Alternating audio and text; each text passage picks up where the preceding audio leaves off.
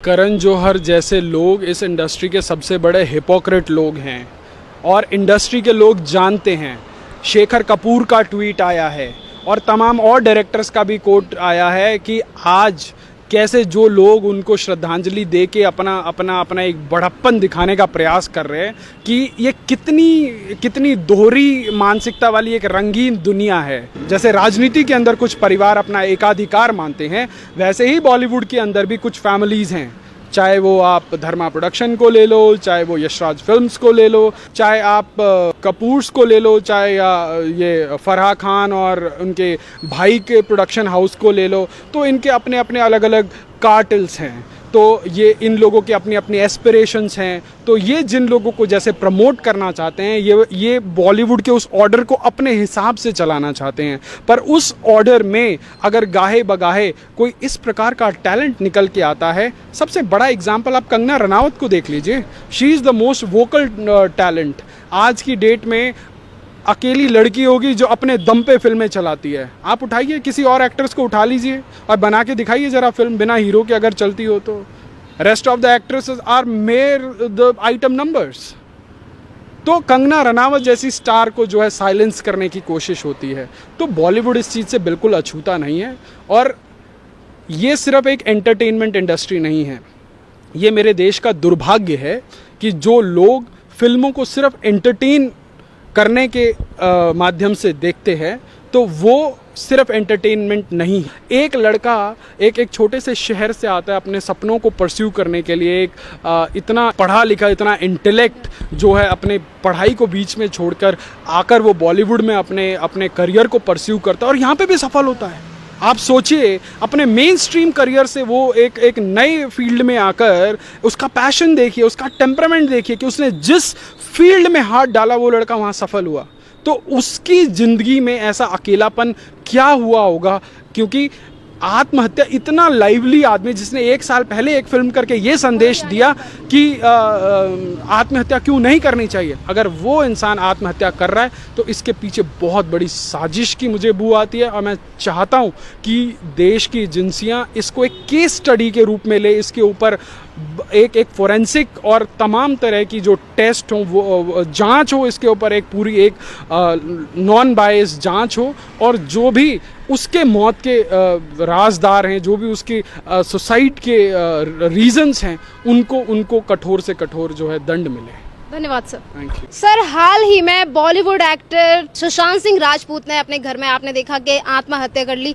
तो आप क्या मानते हो इसकी वजह, जिस तरीके से बॉलीवुड में भेदभाव होता है, इस बात को लेकर क्या कहना? देखिए, ये भाई भतीजावाद और ये नेपोटिज्म बॉलीवुड अछूता नहीं है।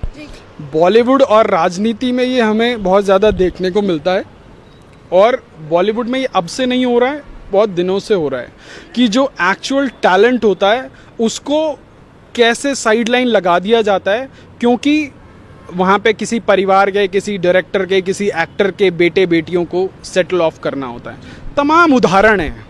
और आज की डेट में अगर कोई सेल्फ मेड एक्टर या सेल्फ मेड एक्ट्रेस उन चीज़ों को लेकर वोकल होता है, तो उसको कैसे जो स्टैब्लिश्ड एक्टर हैं, मैं नाम नहीं भी लूँगा तब भी लोग समझ जाएंगे, कैसे ऐश्वर्या राय का करियर समाप्त हुआ, कैसे विवेक ओबरॉय का करियर समाप्त हुआ, कैसे हाल में ही अरिजीत सिंह का करियर समाप्त हुआ।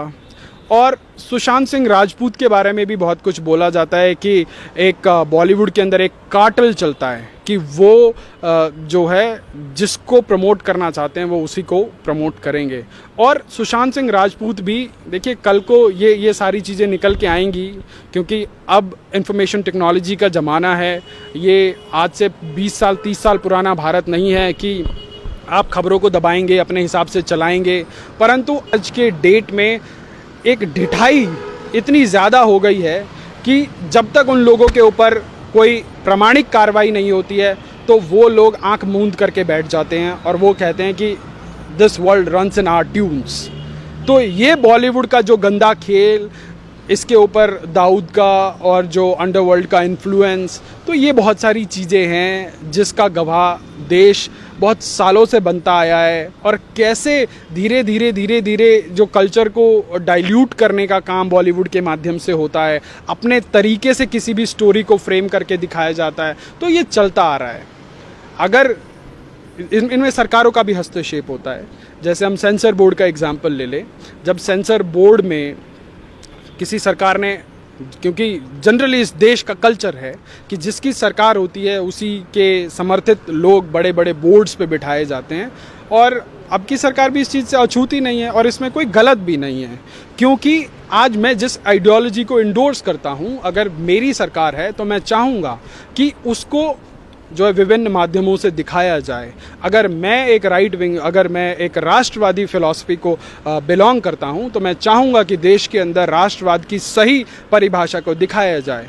तो ये जिस प्रकार से कुछ परिवार, जैसे राजनीति के अंदर कुछ परिवार अपना एकाधिकार मानते हैं, वैसे ही बॉलीवुड के अंदर भी कुछ फैमिलीज़ हैं, चाहे वो आप धर्मा प्रोडक्शन को ले लो, चाहे वो यशराज फिल्म्स को ले लो, चाहे आप कपूर्स को ले लो, चाहे या ये फराह खान और उनके भाई के प्रोडक्शन हाउस को ले लो, तो इनके अपने अपने अलग अलग कार्टेल्स हैं। तो ये इन लोगों के अपनी अपनी एस्पिरेशंस हैं। तो ये जिन लोगों को जैसे प्रमोट करना चाहते हैं, ये बॉलीवुड के उस ऑर्डर को अपने हिसाब से चलाना चाहते हैं, पर उस ऑर्डर में अगर गाहे बगाहे कोई इस प्रकार का टैलेंट निकल के आता है। सबसे बड़ा एग्जाम्पल आप कंगना रनावत को देख लीजिए, she is the most vocal talent.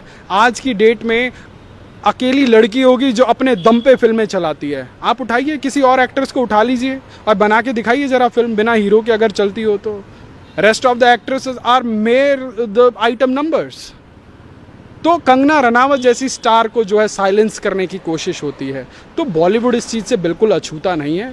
और ये सिर्फ एक एंटरटेनमेंट इंडस्ट्री नहीं है, ये मेरे देश का दुर्भाग्य है कि जो लोग फिल्मों को सिर्फ एंटरटेन करने के माध्यम से देखते हैं, तो वो सिर्फ एंटरटेनमेंट नहीं है। सर, अभी आपने कंगना रनावत का नाम लिया, तो कंगना रनावत ने भी अभी जैसे सुशांत सिंह राजपूत की डेथ हुई है, तो उसको लेकर भी उन्होंने एक वीडियो पोस्ट किया।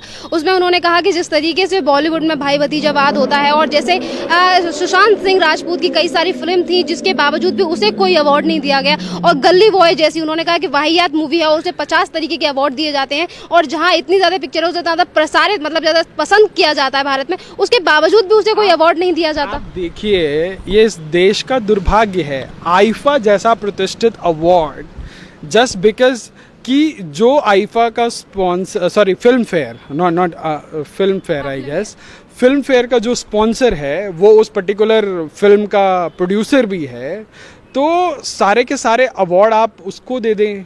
और एक ऐसे गाने को जिस गाने के शब्द भी इतने अजीब से हैं कि आप उसको फिल्म फेयर का वो दे दें, अवार्ड दे दें। तो ये दुनिया के सामने बहुत खुले में ये बोला गया, बताया गया कि यहाँ पे जो ये अवार्ड्स हैं ये बिकते हैं, यहाँ पे टैलेंट की कदर नहीं है। यहाँ आप राष्ट्रवाद के मुद्दे पे फिल्म बनाएंगे तो यहाँ पे वो फिल्में नहीं चलेंगी, परंतु आप बेसिर पैर की फिल्म बना दीजिए, वो 500 करोड़ का बिजनेस कर लेंगे, क्योंकि फलाने भाईजान की फिल्म है और वो ईद पे रिलीज होगी और पूरे देश में ब्लॉकबस्टर बना देगी। चाहे उस फिल्म का ना सिर निकले ना उसकी कहानी का पैर निकले, पर वो भाईजान की फिल्म है तो चलेगी। तो ये हमारे देश की आयरनी है, और ये सो कॉल्ड सेलिब्रिटीज़ इस पूरे देश की एक स्पेसिफिक जनरेशन को इन्फ्लुएंस करते हैं। जब इन्फ्लुएंस करने का मतलब होता है कि आप उनके हर चीज़ के इन्फ्लुएंस में आप भागीदार हैं, तो आप इस देश से नाम कमाएंगे, इस देश से दाम कमाएंगे, इस देश में शोहरत कमाएंगे, फिर उसके बाद बोलेंगे जी मुझे इस देश में डर लगता है। अरे भाई, अगर आपको डर लगता है इस देश में तो आप चले जाइए ना इस देश को छोड़कर। आप इस देश से बाहर जाते हैं ना, अमेरिका के एयरपोर्ट पे पहुंचते हैं ना, तो आपके एक एक कपड़े उतार के चेकिंग करी जाती है कि इररिस्पेक्टिव ऑफ कि आप इंडिया में क्या हैं, क्योंकि आपके नाम के पीछे जो इतना बड़ा टैग लगा है ना, आपके कपड़े उतारने के लिए वो काफ़ी है। परंतु उस सोसाइटी के लोगों को इस देश में बड़ी सफोकेशन होती है जी।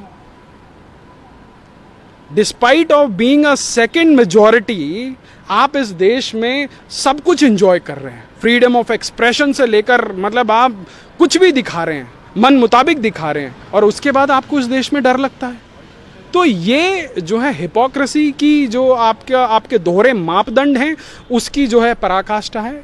और देश की जनता मुझे लगता है कि धीरे धीरे इस चीज़ को समझ रही है और देश की जनता ने भी इनको जवाब देना शुरू कर दिया है। सबसे बड़ा उदाहरण अभी आपने दीपिका पादुकोण की फिल्म का देखा कि कैसे उनकी एक छोटे से पीआर स्टंट के पीछे उनकी फिल्म का भट्टा गोल हो गया। बेशक उनकी फिल्म एक अच्छा मैसेज देना चाहती थी, परंतु आपकी एक गलती आपके बिजनेस से लेकर आपके नेम फेम को डेंट कर सकती है। तो आपको समझना पड़ेगा कि देश के अंदर एक नया जागरण हो रहा है और आपको भी उस जागरण का हिस्सेदार बनना पड़ेगा और आपको अपनी आंखें खोलनी पड़ेंगी। खड़ी दोपहरी में आप आंख बंद करके ये नहीं बोल सकते कि जी साहब रात हो गई है। So now you have to understand, you have to check the pulse of the nation. Sir यहाँ पर अब जैसे सुशांत सिंह राजपूत को लेकर अब आलिया भट्ट और करण जौहर काफ़ी ज़्यादा ट्रेंड कर रहे हैं कि जब वो जिंदा थे तो उस टाइम पे जब करण जौहर में जब पूछा जाता है आलिया भट्ट से कि सुशांत सिंह राजपूत को लेकर, तो वो कहती हैं कि सुशांत सिंह राजपूत कौन है। और यहीं पर एक इंटरव्यू में सुशांत सिंह राजपूत ने कहा था कि मुझसे करण जौहर ने किस तरीके का व्यवहार किया था और ये कहा था कि मैं सिर्फ बड़े सेलिब्रिटीज़ के साथ मूवीज़ बनाना पसंद करता हूँ। तो जिस तरीके का ये भेदभाव करते हैं कि अगर उनका फैमिली बैकग्राउंड, अगर वो बिहार से बिलोंग करते हैं या फिर उनकी फैमिली से कोई बॉलीवुड में नहीं है, तो क्या इस तरीके का व्यवहार करना। और आज जब उनकी डेथ हो गई तो इस तरीके की पोस्टर डाल रहे हैं कि हम बहुत याद कर रहे हैं। करण जौहर कहते हैं कि मुझे माफ कर दीजिए क्योंकि लास्ट दिन में आपके साथ नहीं रहा था। फिर इस तरीके का प्रेम क्यों जता रहे हैं? देखिए, करण जौहर जैसे लोग इस इंडस्ट्री के सबसे बड़े हिपोक्रेट लोग हैं और इंडस्ट्री के लोग जानते हैं। शेखर कपूर का ट्वीट आया है और तमाम और डायरेक्टर्स का भी कोट आया है कि आज कैसे जो लोग उनको श्रद्धांजलि दे के अपना एक बड़प्पन दिखाने का प्रयास कर रहे हैं कि ये कितनी दोहरी मानसिकता वाली एक रंगीन दुनिया है। अभी टीवी पर एक एक्ट्रेस इसी मुद्दे पर बोलने के लिए आई थी, तो उन्होंने बोला कि सुशांत मेरा बहुत अच्छा दोस्त था, ये था वो था। जब उसने पूछा कि आप उसे लास्ट टाइम कब मिली थी या कब बात की थी, तो उनको समझ भी नहीं आता कि वो नेशनल टीवी पे आके कैसे बोल लेती हैं, इसके रेपरकशन क्या होते हैं। वो कहती है 2 साल पहले, अगर आप उसकी बहुत अच्छी दोस्त थी तो 2 साल पहले आपकी उससे मुलाकात या लास्ट बात हुई थी और उसके बाद आप टीवी पे आके बोलती हैं कि आप उसकी बहुत अच्छी दोस्त थी। तो ये बॉलीवुड कितना इनसेंसिबल है, कितना संवेदनहीन है, ये आपको देखने से मिलेगा। अभी आप देखिएगा थोड़े दिन बाद ट्विटर के ऊपर बड़ी नई नई थ्योरीज आएंगी सुशांत सिंह राजपूत के ऊपर, इस चीज़ को कवर अप करने का भरकस प्रयास किया जाएगा। तो ये सारी चीज़ें जो है देश की जनता भली भांति समझती है, अब समझने लगी है, क्योंकि अब जो है हर चीज़ बहुत ट्रांसपेरेंटली, अगर कोई मेन स्ट्रीम मीडिया नहीं दिखा रहा है तो जो पैरेलल जो एक तरह का एक ऑल्टरनेट मीडिया खड़ा किया है आप लोगों ने, उसके माध्यम से ये चीज़ें आती हैं। तो जो पहले एक एजेंडा चलाया जाता था, आज 24 घंटे से भी कम टाइम में आपके जैसे ऑल्टरनेट मीडिया के माध्यम से वो प्रोपेगेंडा ध्वस्त किए जा रहे हैं। तो जो मीडिया के लोग इस देश में अपने एसी कमरों में बैठ के इस देश के सरकार में मंत्री तय करते थे, आज उन लोगों की कमाइयां बंद हो गई हैं, उनके लाइजनिंग के काम बंद हो गए, उनकी दलालियां बंद हो गई हैं। तो उन लोगों के लिए बहुत गहरी चोट है। और ये जो बॉलीवुड और ये मीडिया का जो कॉकटेल है और ये जो पीआर स्टंट के थ्रू ये अपने आप का अपना एक बड़प्पन दिखाने का ये लोग ये प्रयास करते हैं, इसके पीछे की जो स्याह दुनिया है, इसके पीछे की जो काली सच्चाई है, उससे हम कभी मुंह नहीं मोड़ सकते। तो जो आज ट्विटर पे आकर या वीडियोस बनाकर बोल रहे हैं कि मैं लास्ट मोमेंट पे आपके साथ नहीं था, देश की जनता समझ रही है कि उनके डिप्रेशन के पीछे कहीं ना कहीं आप लोगों का बहुत बड़ा कंट्रीब्यूशन था। तो एक लड़का एक छोटे से शहर से आता है अपने सपनों को परस्यू करने के लिए, एक इतना पढ़ा लिखा, इतना इंटेलेक्ट जो है, अपने पढ़ाई को बीच में छोड़कर आकर वो बॉलीवुड में अपने करियर को परस्यू करता है और यहाँ पे भी सफल होता है। आप सोचिए, अपने मेन स्ट्रीम करियर से वो एक नए फील्ड में आकर उसका पैशन देखिए, उसका टेम्परामेंट देखिए कि उसने जिस फील्ड में हाथ डाला वो लड़का वहाँ सफल हुआ। तो उसकी ज़िंदगी में ऐसा अकेलापन क्या हुआ होगा, क्योंकि आत्महत्या, इतना लाइवली आदमी जिसने 1 साल पहले एक फिल्म करके ये संदेश दिया कि आत्महत्या क्यों नहीं करनी चाहिए, अगर वो इंसान आत्महत्या कर रहा है तो इसके पीछे बहुत बड़ी साजिश की मुझे बू आती है। और मैं चाहता हूँ कि देश की एजेंसियाँ इसको एक केस स्टडी के रूप में ले, इसके ऊपर एक एक फोरेंसिक और तमाम तरह की जो टेस्ट हो, वो जांच हो, इसके ऊपर एक पूरी एक नॉन बायस जांच हो, और जो भी उसके मौत के राजदार हैं, जो भी उसके सुसाइड के रीजंस हैं, उनको कठोर से कठोर जो है दंड मिले। धन्यवाद सर। Thank you.